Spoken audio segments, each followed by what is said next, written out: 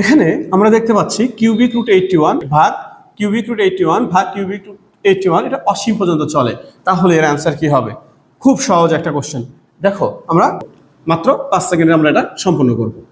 তাহলে এখানে যা আছে তাই নেব আমরা 81, এখানে যেটা থাকবে, এখানে চিহ্নটা কি? ভাগ। আমরা দেখো গুণন, আগের ভিডিওতে আমরা বলছিলাম গুণন থাকলে এখানে 1 কমে যায়, এখান থেকে 1 কমে যায়।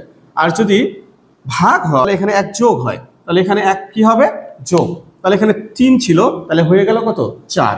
তাহলে গুণনের ক্ষেত্রে এখানে যা থাকবে সেখান থেকে 1 বিয়োগ হয়ে যাবে, আর যদি ভাগ হয় তাহলে এখানে 1 যোগ হবে। তাহলে এটার অ্যান্সার আসবে তোমার 3। তো এটা নিয়ে আমাদের শর্টকাটকে আমরা একটু সূত্র হিসেবে যদি লিখতে চাই, তাহলে এটাকে আমরা এভাবে লিখতে পারি। এই প্যাটার্ন অসীম পর্যন্ত চলে, তাহলে তার অ্যান্সার হবে, যদি গুণন অবস্থা থাকে এখানে যা থাকবে সেখান থেকে 1 কমে যাবে এবং এখানে যা আসবে তাই n থেকে 1 কমে যাবে।